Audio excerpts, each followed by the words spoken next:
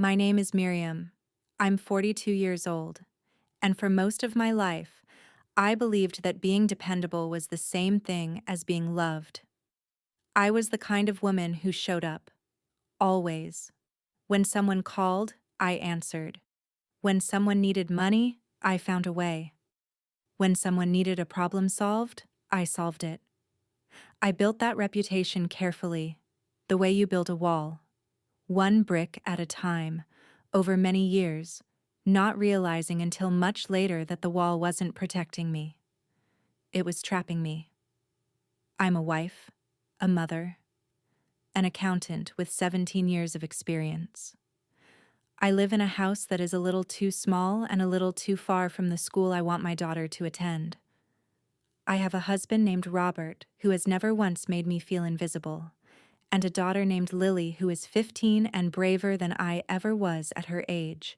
And I also have a mother named Patricia and a brother named Daniel, and a story I kept quiet for a very long time. This is the story of the day I stopped keeping it quiet. The first thing I noticed was the smell. Hospital corridors have a particular smell, something between cleaning solution and cold air. And once you've sat in one long enough, it gets into your clothes, into your hair. I remember noticing it very clearly that evening, the way you notice small details when larger things are too frightening to look at directly. It was a Tuesday. I had been in a meeting when my phone buzzed with a number I didn't recognize. I almost let it go to voicemail. I'm glad I didn't. It was a nurse from my daughter's school clinic. Lily had been exposed to something, peanut oil in food she didn't know contained it, and she was having a serious allergic reaction. An ambulance had already been called. I don't remember gathering my things. I don't remember the elevator. I remember the parking garage, the gray concrete, the sound of my own heels on the floor moving faster than I intended. I remember the drive, 40 minutes through evening traffic that moved like cold syrup, and the way I kept my hands very steady on the wheel, because if I let them shake, I was afraid I would fall apart completely. By the time I reached the hospital, Lily had already been taken in. A nurse at the front desk told me she was stable but being treated. I couldn't see her yet. I sat down in one of the orange plastic chairs in the waiting area and I called Robert. He was 2 hours away on a work trip. His voice, when he heard mine, changed immediately. He said he was leaving right then. I told him to drive carefully. Then I called my mother. It rang 4 times. No answer. I called again. 4 more rings. I sat there holding the phone in both hands, watching the doors that my daughter was behind, and I waited. Then the message came through. I looked at the screen. My mother had texted, "We're at your brother Daniel's dinner. Can this wait?" You know how he gets when things are interrupted. I read it once. I read it again. I looked up at the fluorescent lights above me, the long white tubes that hummed faintly, casting that particular flat brightness that makes everyone look a little unwell. And I sat very still. My daughter was behind those doors. She had been rushed to a hospital in an ambulance. And my mother's concern, in that moment, was Daniel's mood at dinner. I want to tell you I cried, or that I got angry. Something that would make sense. But what I felt was quieter than that, and somehow more serious. It was the feeling of something finally coming to rest. Like a question you've been asking your whole life has just been answered, and the answer is not a surprise. Not exactly. But hearing it said so plainly still takes the breath out of you. I put my phone face down on the seat beside me. I folded my hands in my lap. And I waited for the doctor. Something had changed in me in that moment. I didn't know yet what I was going to do with it. But I knew, with a certainty I hadn't felt in years, that something was about to be different.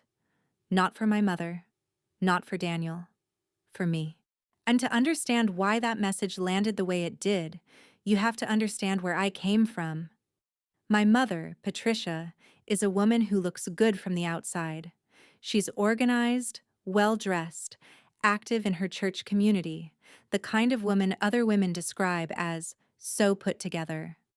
She was a good neighbor, a reliable volunteer, a woman who brought food to sick friends and remembered birthdays.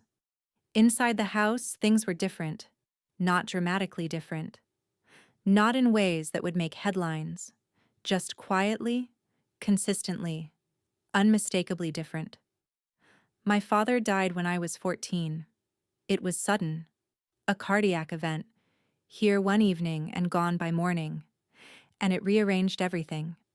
I had a brother, Daniel, who was 10 at the time, 4 years younger than me, and from the moment we lost our father, he's the absolute center of my mother's emotional world.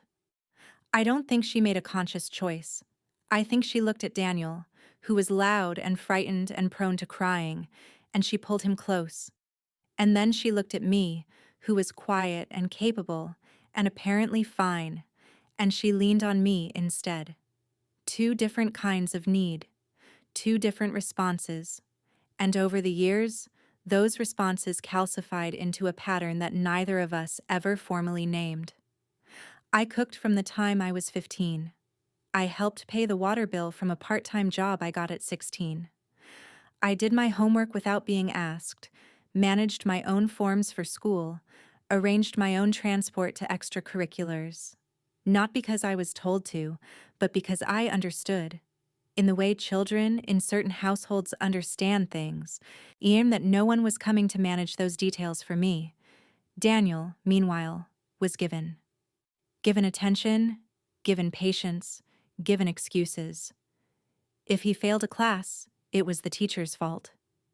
If he got into trouble, there were circumstances.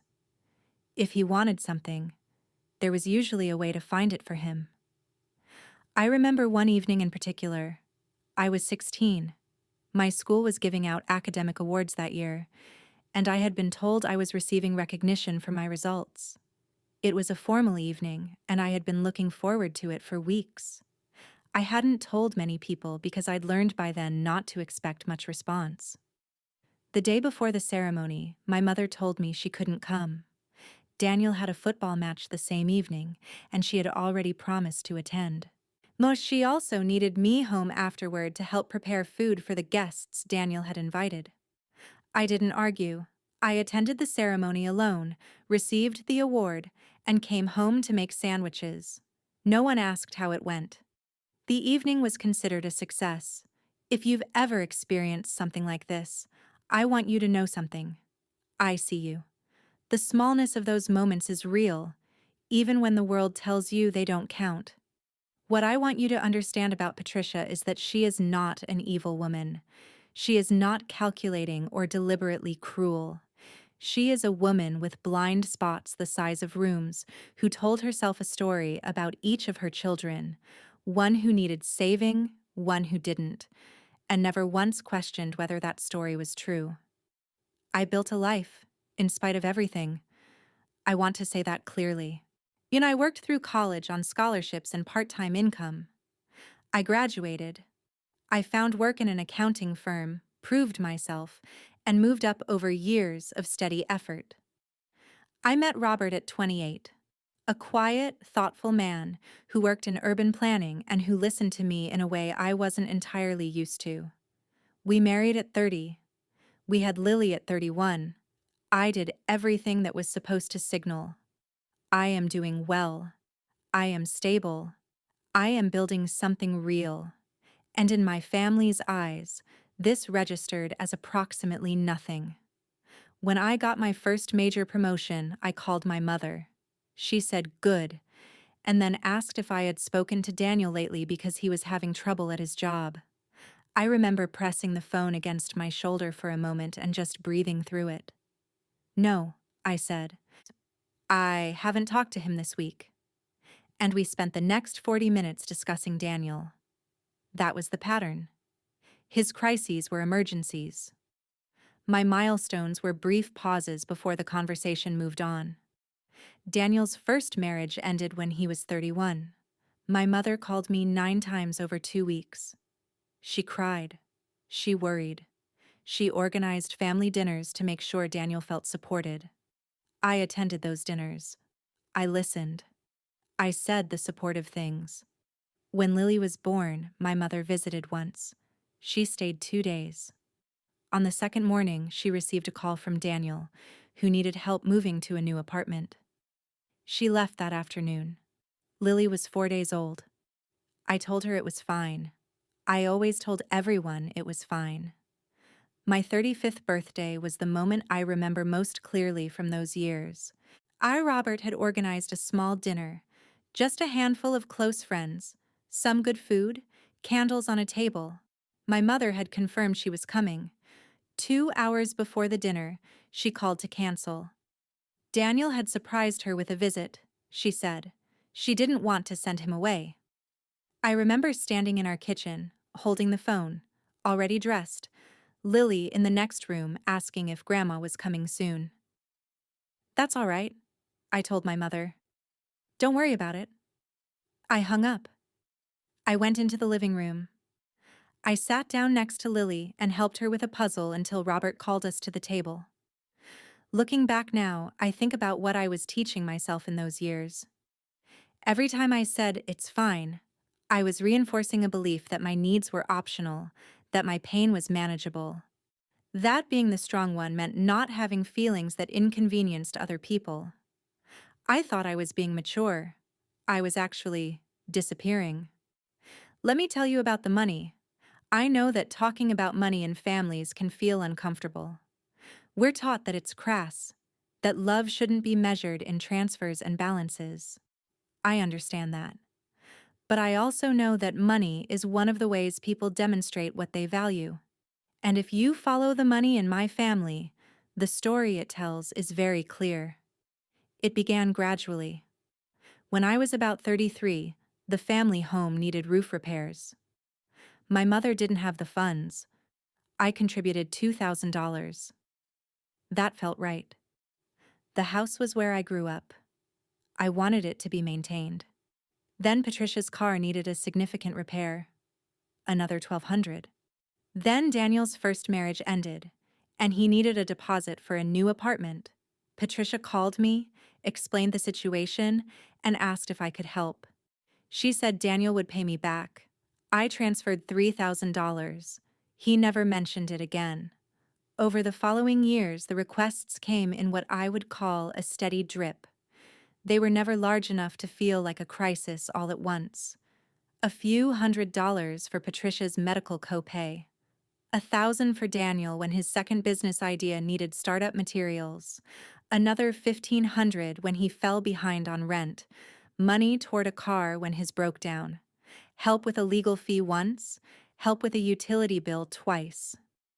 Each time I said yes. Each time I told myself this was what families did. Meanwhile, Robert and I were stretching. And we had talked about buying a larger home. Lily was growing, and we needed more space. We kept pushing that plan back. We had researched a private school for Lily that we believed would serve her better. We couldn't afford the fees. Robert was laid off briefly when Lily was 9, and for about 18 months, I worked overtime to fill the gap. During that period, I had nothing extra to give my family, and I gave nothing. My mother called during that time to check in once. At the end of the call, she said, "You've seemed less generous lately." I didn't respond to that. I changed the subject. One night, when Lily was about 12, I was sitting at the kitchen table at 11 in the evening, going through our accounts. It was something I did every month, the way an accountant does, methodically, without emotion. That night, I decided to add up everything I had transferred to my mother and Daniel over the previous 8 years. The total came to $42,600. I sat with that number for a long time. I didn't react. I didn't get up. I just sat there in the quiet of the kitchen, with the house asleep around me, and looked at that number and understood something I had not fully understood before. I had been funding a family that barely noticed I existed. That wasn't rage I felt. It was something heavier and more exhausted than rage. It was the grief of a person who has finally seen clearly and cannot unsee it. Now I need to take you back to the hospital, back to that orange plastic chair, and the hours that came after. Lily stabilized within the first hour. The doctors got the reaction under control, and by late evening she was resting comfortably, kept overnight for observation. They let me into her room, and I sat beside her bed in the dim light, watching her breathe, listening to the soft beeps of the monitor beside her. She looked so young sleeping. She always does. 15 feels so old in the daytime, all opinions and earbuds and independence. But sleeping, she looked like she was 8 again. I did not call my mother that night. I made that decision consciously, sitting in that chair. Not out of spite. Out of a simple, tired recognition that there was nothing my mother would offer that I needed in that moment, and I didn't have the energy to manage her alongside everything else. Robert arrived around midnight. He had driven straight from where he was staying. He came through the door carrying 2 cups of coffee, looked at Lily sleeping, looked at me, and sat down without saying a word. That's Robert. He has always known when words are not the thing that's needed. We sat together until the early hours. Then he told me to sleep, and he would watch. I did. The next 2 days moved slowly and normally. Lily came home. She was quiet and a little pale, but recovering well. I went back to work. Robert made dinners. We moved through our routines with the careful tenderness that follows a scare. Then, 4 days after the hospital, my phone rang. My mother. I answered. She asked, without any opening, whether I could look into a water heater issue at her house. She said Daniel was too busy to help find a repair person. She gave me the details of the problem. I listened. Then, somewhere in the middle of it, she said, "Oh, I heard Lily had some kind of reaction, and she's fine now, right?" An afterthought, not the opening question, an afterthought, delivered in the same tone she used for the water heater. I heard myself say, "I'll call you back, Mom." I set the phone down on the kitchen table. I sat in the chair. I looked at the wall. I didn't cry. I didn't feel the sharp thing I expected to feel. What I felt instead was something like arrival, as if I had been walking toward this moment for a very long time without knowing it, and now I was finally here. I reached for a notebook I kept in the drawer beside the table. I opened it to a blank page, and I began to write. Over the following 2 weeks, I did something I had never done before. I gathered everything. I went through my banking records going back 8 years. I printed the transfer statements. I went through my phone, scrolling back through years of messages between myself and my mother, between myself and Daniel. I had kept a private journal since my late 20s. Not a consistent one, not every day, but a record I returned to whenever I needed to process something that felt too large to carry in my head alone. I read through years of those entries. Then I created a document. A simple one, nothing dramatic. I listed the financial contributions with dates and amounts. I listed significant events in my life during which I had received no acknowledgement: the promotion, the birth of Lily, the birthday, the hospital night. I listed the times I had been called upon to help against the times someone had called simply to ask how I was. The columns were not balanced. The document wasn't made to be used as a weapon. And I made it because I needed to see it all in one place. I needed to stop carrying it as a feeling and look at it as a fact. And then I found the message. I was going through an old thread from 3 years ago, and I found an exchange from a time when I had asked my mother, carefully, apologetically, the way I asked everything, whether Daniel might be in a position to return any portion of what he owed me. Patricia had replied, "You've always been the strong one. Daniel needs more help. You understand." And below that, my own response. Of course. I stared at those 2 words for a long time. Of course. 2 words that gave permission. 2 words that said, "Take more, I can handle it. My needs come last." 2 words I had typed without even thinking, because I had been trained so thoroughly to mean them.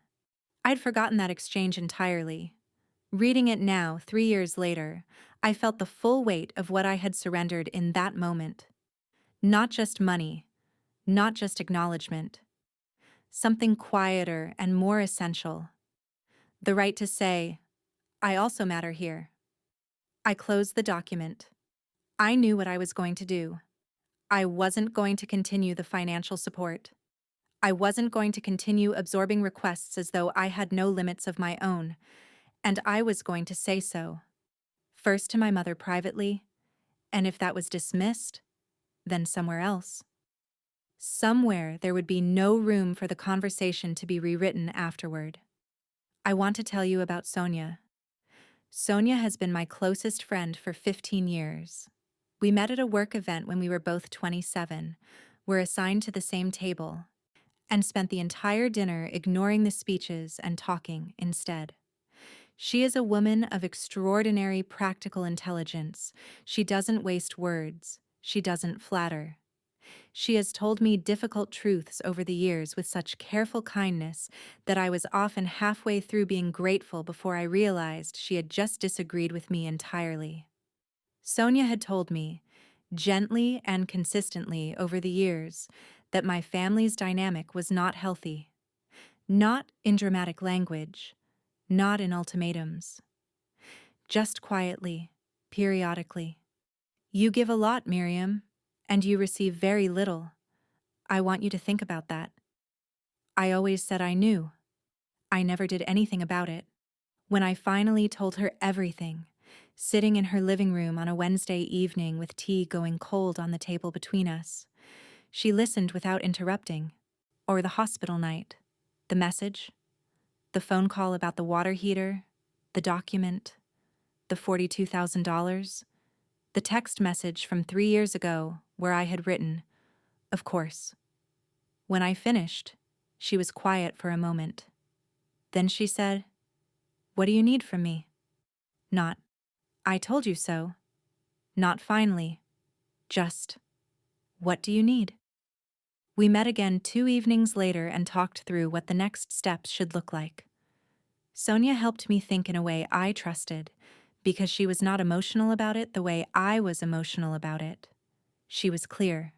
We agreed that I should speak to my mother privately first, not to ask for an apology, not to demand anything, simply to state, once and plainly, what I had observed and what was going to change. I would give my mother the chance to respond. If that conversation was dismissed or turned into an attack, which Sonia and I both quietly suspected it would be, I would speak again at the family gathering coming up in 3 weeks. My mother's birthday dinner, already arranged, already confirmed. Daniel would be there, 2 of my aunts, cousins, family friends, people who had only ever heard one version of this family. Sonia helped me think about language, not accusatory language, not emotional language that could be dismissed as overreaction, factual, grounded, calm. "You're not going there to win," Sonia said. "You're going there to be honest. That's all." I wrote notes. I practiced what I wanted to say until it felt less like a speech and more like the truth coming out in an organized way. And then I felt something I hadn't expected to feel going into any of this. I felt ready. I called my mother and asked if I could come over. She said yes, in a tone that suggested she expected me to arrive with solutions to various pending problems. I sat across from her in her living room, in the house I had helped maintain for years, and I spoke to her quietly and directly. I told her about the pattern I had observed.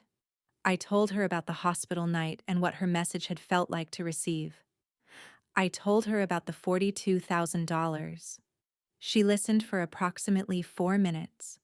Then she told me I was being selfish.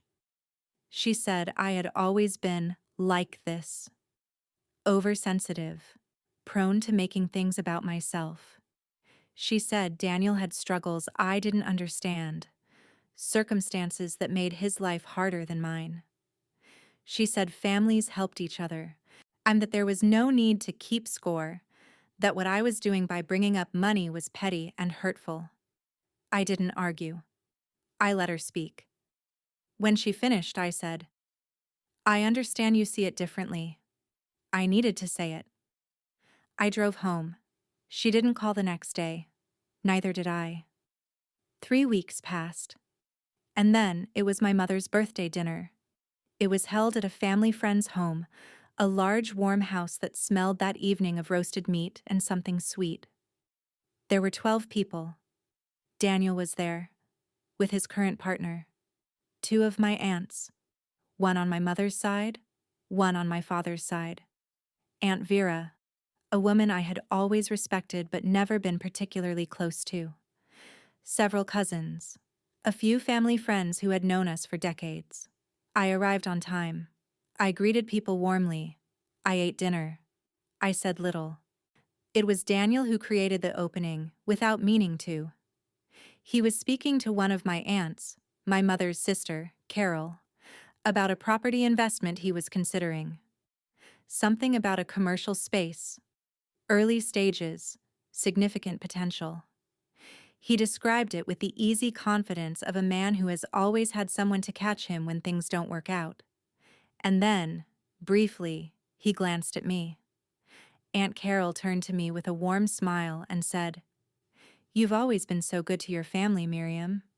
So supportive." I set my glass down on the table. "Thank you," I said. "I've been thinking about that a great deal recently." Something in my voice made the table go quiet. Not loud quiet.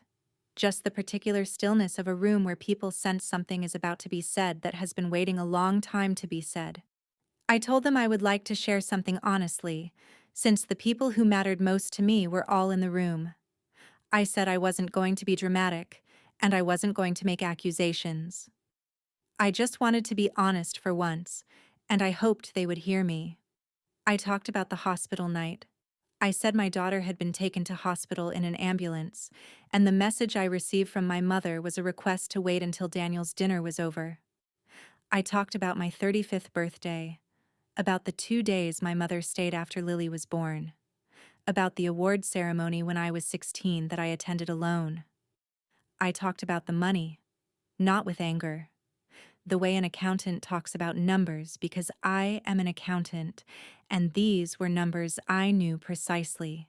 $42,600 over 8 years, in steady, inconsistent transfers that were always described as loans and never repaid. I talked about what it felt like to be called the strong one. I said I had believed for a long time that being strong meant not needing anything. I said I now understood that what it actually meant was that I had been trained to place my own needs at the bottom of every list, and that the people I placed above me had grown so accustomed to that arrangement that they no longer saw it as an arrangement at all. I thanked them for listening, and then I picked up my glass and took a sip, and I waited. The room was silent. Daniel's face moved through things I recognized. Surprise first, then something that looked briefly like shame, then something harder, more defensive. My mother was looking at the table. 2 of my aunts were crying quietly. Aunt Carol had her hand over her mouth. Aunt Vera, my father's sister, was looking at me with an expression I had never seen directed at me before. Something that looked like recognition. No one interrupted. No one told me I was wrong. The silence was the most honest thing that room had produced in years. The days that followed were not easy. I want to say that clearly, because I don't want this story to suggest that telling the truth is always immediately comfortable. It is not. Daniel called me 2 days after the dinner. He was angry. He said I had humiliated the family. He said what I had done was unnecessary and cruel, and that I had ambushed people who loved me. I listened to him. I said I understood he felt upset. When his tone became aggressive, when he moved from expressing his feelings to attempting to intimidate mine, I said, I'm going to end the call now. And I did. My mother did not call for 11 days. When she finally did call, her voice was different, quieter. She didn't open with a request. She asked about Lily first. She asked whether Lily had fully recovered, whether she was eating normally, whether she was back at school. She asked it first. She didn't apologize. I didn't expect her to. Not yet. Perhaps not ever. But something in her voice was different, and I noticed it. And I let it be what it was, without needing it to be more. A few days after that, I received a long message from Aunt Vera. She said she had suspected for many years that the weight in our family had not fallen evenly. She said she had watched and said nothing, and she was sorry for that silence. She said that what I had done at the dinner had taken real courage. That message meant more to me than a formal apology from anyone else would have. I made no further financial transfers, not one. No requests came, or if they were forming, they did not reach me. The machinery had stopped. A few weeks after the dinner, Daniel sent a short message. "Can we start fresh?" I didn't reply immediately. I sat with it for several days, turning it over. Starting fresh is a phrase that can mean genuine change, or it can mean, "Can we return to the arrangement that suited me and pretend what you said never happened?" I couldn't know which he meant. I replied, "I'm open to that, when things feel different." That was all I had for him. The power shift I am describing here was not a dramatic thing. There were no grand announcements, no formal declarations. It was quieter than that. Patricia no longer called with household tasks to delegate.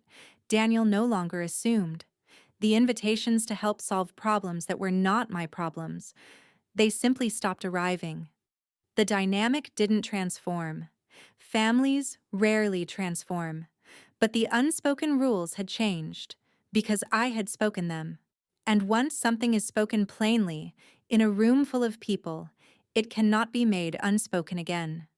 I had been afraid, for years, that if I stopped performing the role I had been assigned, the family would fall away from me entirely. That fear had kept me silent for a very long time. But the family hadn't fallen away. What had fallen away was the version of the arrangement where I gave endlessly and received nothing. And standing on the other side of that loss, I found I was still standing, still myself, still intact. Several months have passed since that dinner. Lily is fully recovered. She went back to school the week after the hospital and has not looked back.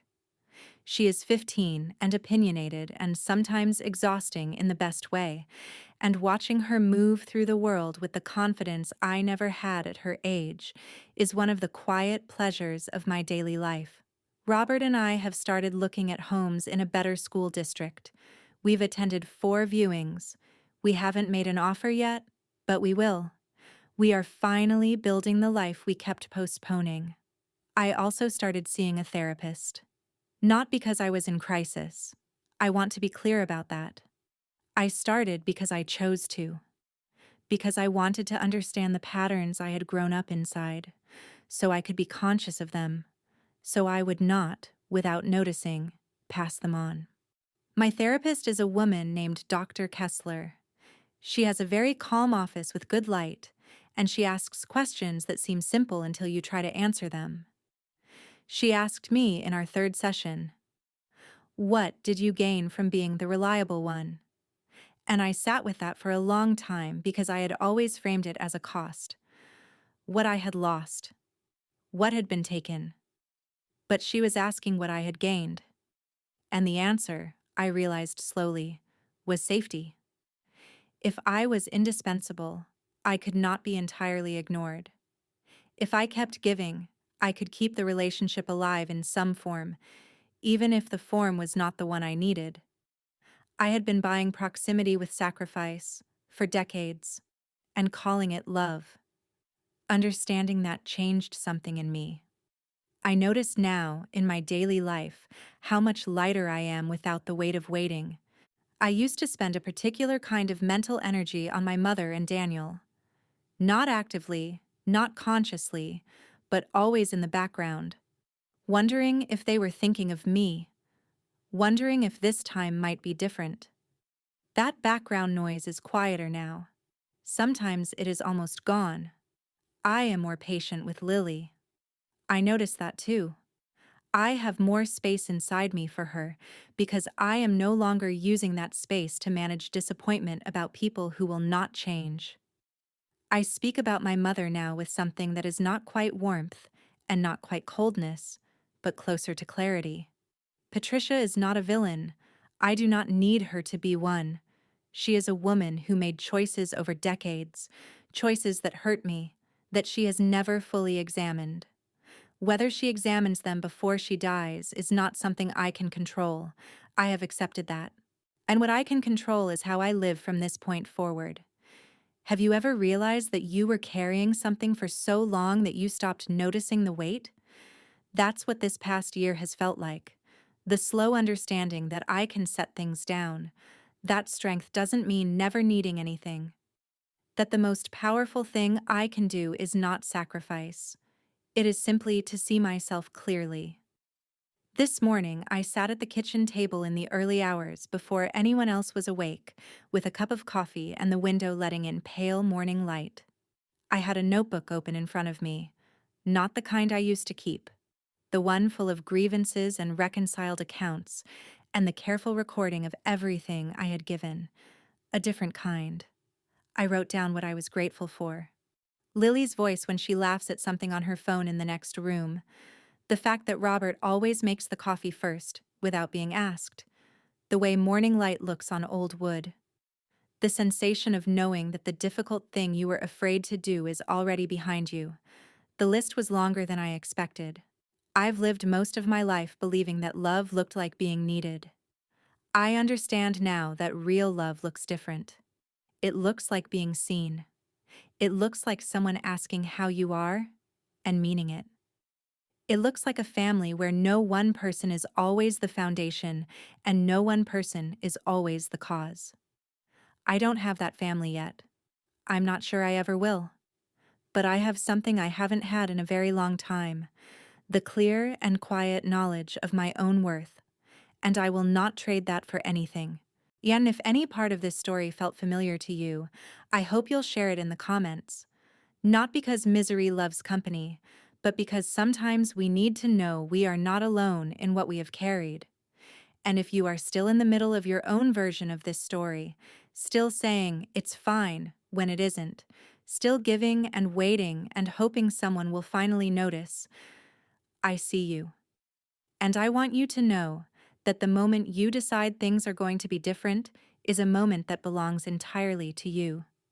No one can take it. No one can interrupt it. It is yours. And it is enough.